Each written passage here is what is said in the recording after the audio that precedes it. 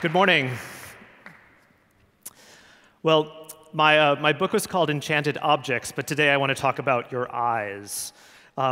We've been thinking and obsessed with eyes for a long time. St. Matthew called them the lamps of the body. Very poetic, St. Matthew. Shakespeare called them windows to the soul. Any neurologist would call them just part of your brain. Today I have the pleasure of talking about three aspects of eyes that I'm focused on, get it? Focused, right now, which is one, how do we correct people's vision? Two, sort of how do we start to think about cameras as these magical sensors that can do so much with AI that bring about a change in nearly every IoT-type product that we're designing these days. So I call that the Internet of Eyes. And lastly, I want to help rethink glasses, or have you help me rethink glasses. So as humans, 50% of us need some type of corrective vision, more and more as we grow older. And thanks to Dr. Snellen, he invented a means to judge your visual acuity called optotypes. And he invented these eye charts like this. They come in lots of different flavors. They come in tumbling E's. They come in animals for people that are pre-literate, other languages, Landolt C's. And maybe this is one of the biggest healthcare tragedies today, is that so many people, maybe 3.5 billion people, according to the New York Times, need a prescriptive correction and don't have one. And the cost of glasses is really only a few dollars. The biggest issue is how do you gauge how much correction someone needs?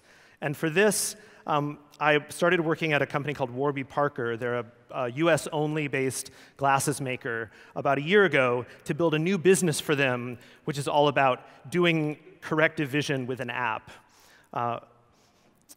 So we use computer vision to figure out exactly how far the phone that you're holding is, away from a screen, and present eye charts on the screen. Then you swipe with the phone, and a doctor issues a new prescription online. Here's a quick video about what it looks like.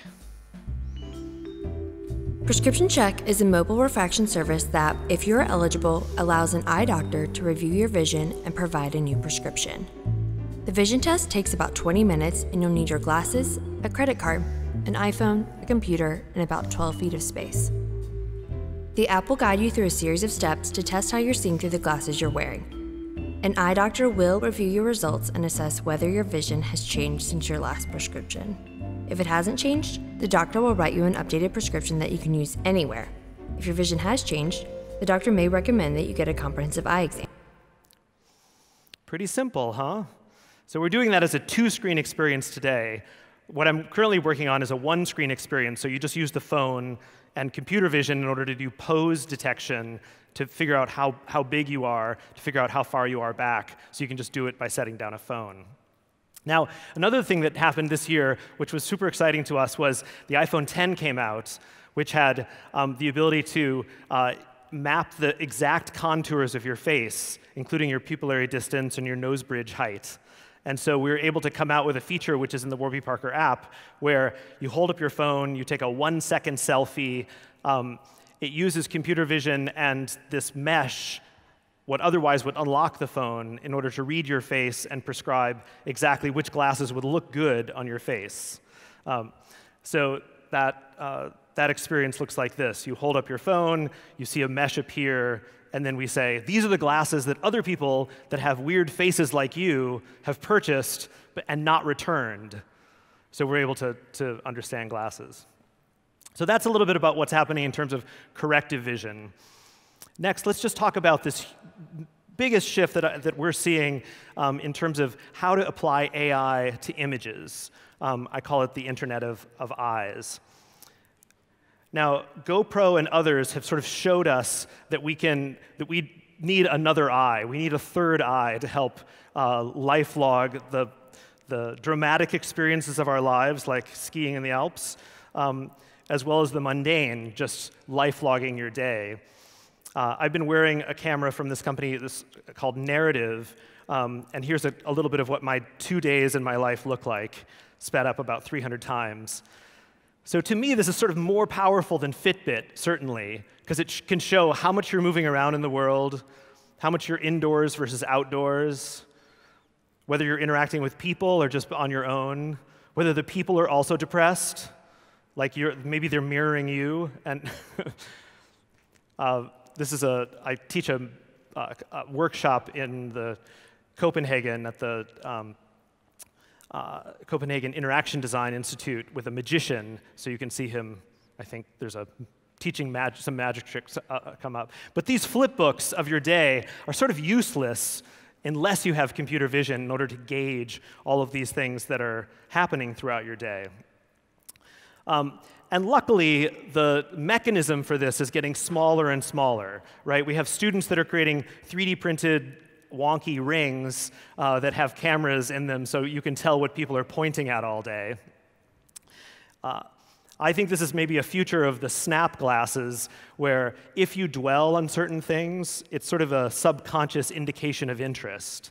You see someone, they're attractive to you, you almost can't help it but dwell a little bit longer for more seconds on that thing.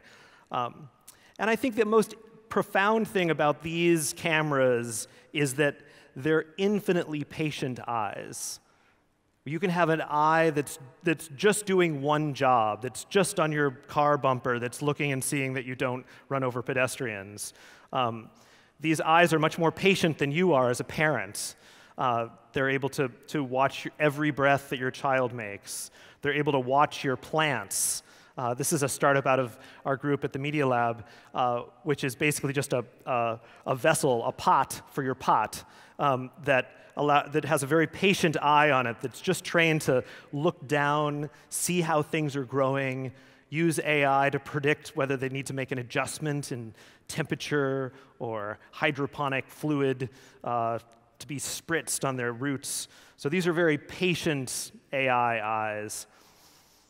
There's a startup in San Francisco that's making one that, once you see this, you realize how terrible your own kitchen is. Your kitchen doesn't have a camera in the oven. Oh my gosh. So now you won't burn your cookies if the camera's looking down and just monitoring exactly how things are cooking. It's also how you get to sell a $2,000 toaster oven if you're an entrepreneur. How many people have a camera in their doorbell at home? Only one, huh? Doesn't your doorbell deserve a camera? Anybody who's going to rob your house is going to first walk up to your doorbell and press it, and then see if anyone's home. And it's sort of a good way to capture them on film. My last example of cameras is a more creative example, which is a way of sampling the world.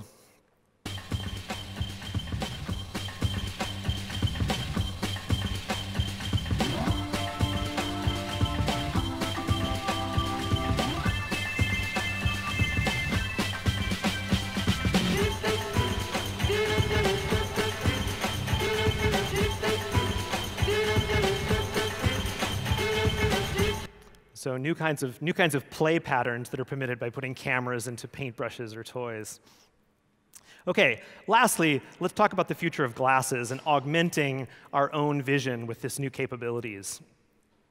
You may not be excited about this category yet because so much of the hardware looks really wonky today. Like HoloLens and Meta, you just would never be caught with in the wild.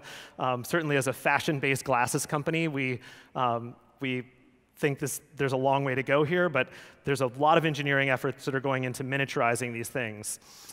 Most of the apps today, I just had a nice discussion with somebody from Airbus last night, are about sort of becoming better at your job by having the world labeled and understandable, and sort of instead of having it to refer to an exploded diagram, being able to superimpose data on the real world, either for you to see or for someone who's helping you in a telepresence type environment to see. But there are also companies that are really working on trying to miniaturize these heads-up displays for very specific applications. I especially like this one, which is for road cycling. It was being used by one of the Tour de France teams. And because you're outdoors and your iris is already ratcheted down closed to adjust the light for you, that gives you a very long depth of field. So having a little display, which is in front of your eye, doesn't require that you refocus on the road because you already have a very long depth of field when you're outdoors. So this is one of the sort of more bespoke applications for AR, which is not quite AR, but it's certainly trying to superimpose data on the environment and give you data about your health and your performance as a cyclist. If you're a VC in this space, you might tune into this company called Quid, which is trying to map all of the future AR application areas, which are vast. Healthcare, fashion, social networking, games, et cetera. But the question I want to ask this morning for you is what do you want to see? You know, given this ability to read and interpret the world, these are Magic Leap glasses that have cameras pointing outwards that are doing depth sensing, so they will do occlusion. So if you have something coming up from the distance, it will recognize the edge of the table and be able to hide behind edges in the environment. But what do you want to have in your field of view that's not there today? You know, how will that change human relationships? Most of the applications that Magic Leap has showed are things that are exciting because of they're playing with perspective and they're playing with gamification of the natural environment. There are many patents in this area. You know, Apple is looking at wayfinding and other applications in the patent world, and there are lots of designers that are projecting like what the Apple glasses that you would be interested in wearing might look like. And at Warby Parker, we're spending a lot of time thinking about scheming, drawing, and sketching, you know, what this world might be. One of the companies that maybe is most exciting because we don't know exactly what they're doing is Thalmic Labs. Do you remember Thalmic had a device that you'd wear on your forearm, and it would measure fine motor control? They just have filed patents and announced, this is all over the New York subways right now, the smartest pair of glasses is coming. They're very closed about what exactly will be in them, but they say text messaging, nav, calendar, and more. And their patents show these heads-up displays with projection sort of disguised in the temple of the display.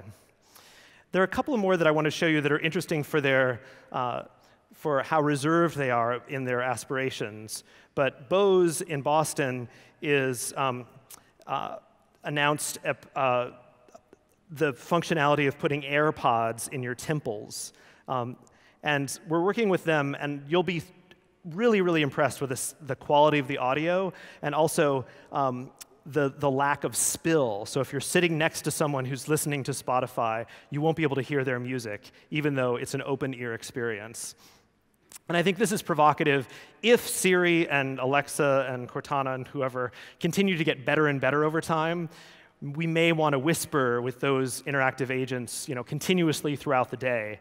And so having that microphone and that speaker in a more closer to your ear might be compelling. We heard a little bit about healthcare sensing systems yesterday, but the glasses present a fantastic platform for embedding other types of sensors that are detecting motion, heart rate, EEG. The outdoor company brand Smith did a deal with Muse in order to read EEG signals for your brain. And they have an app that helps you do relaxing exercises that are just baked into your glasses. They're called the Lowdown. And maybe I think the most provocative idea of what AR might be is actually DR, which is rather than augmenting, it might make our experience of the world actually calmer. Right? Because maybe you want an ad blocker so you don't see the Coke ad on the billboard because now you can filter that out. There was a Black Mirror episode that painted this future about maybe if you break up with someone or divorce someone, you can decide to block or just find them annoying. Sorry, I'm pointing to you. you could just decide to block them, and they'll just be erased from your view. They'll just look like that, right? They just become noise in your environment. And if you want to play with this, actually, one of the MIT projects that just came up is called Deep Angel, and you can upload your own photos to this GAN network, and it will remove things from your own photos if you want to make your pictures look more calm and austere.